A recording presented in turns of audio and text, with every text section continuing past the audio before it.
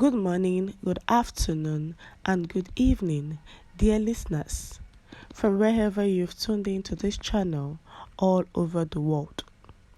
Welcome to Verdict TV. The news headline: DSS defeats Nnamdi Kanu in courts as it dismisses his case. See details. Welcome once again to this news, and thank you for tuning in to this channel.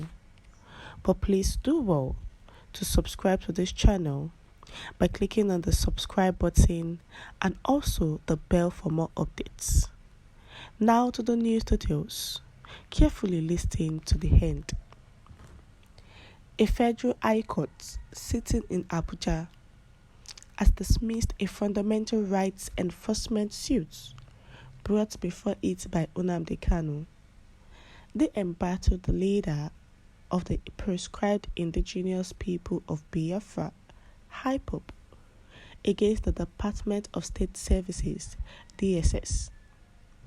According to a judgment by Justice James Omotosho, Kanu's suit lacked merits and ought to be dismissed.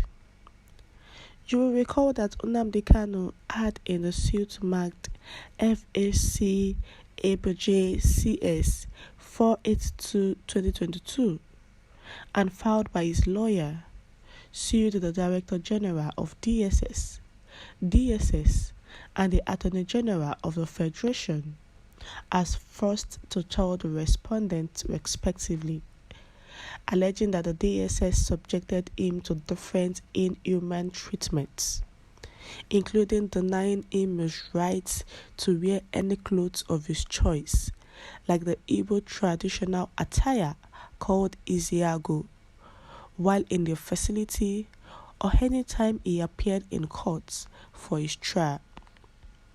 He alleged that while the security agency allowed other inmates in their custody the freedom to choose and wear any clothes of their choice, he was restricted to wearing single clothing. He also accused the DSS of subjecting him to torture and breaching his right to dignity, amongst others.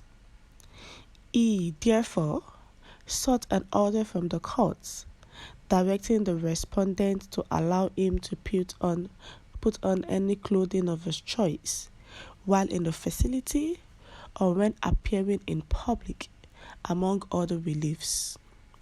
However, in a counter affidavit filed by the DSS and its DG, they urged the courts to dismiss the embattled IPOB leader's claim.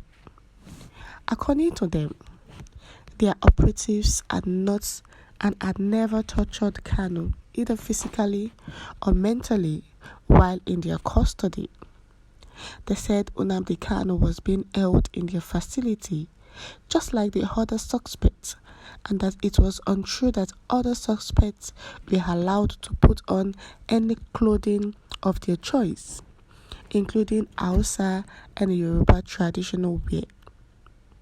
According to them, the facility was not a recreational center or traditional festival where Kanu and other suspects would be allowed to adorn themselves in their respective traditional attires. They argued that there is a standard operation procedure on dress code by persons in their facilities that, in line with global best practices, persons in the first and second respondents' facility are allowed to wear only plain clothes, which do not bear symbols, writings, colors, and insignias that are offensive to any religion, ethnic group, or even the Nigerian state in general, they said. The DSS also accused Nnamdi Kanu's family of bringing traditional attires and other clothing with Biafra insignias and pair of red shoes decorated with shining beads for him to wear in custody and to attend court for his trial.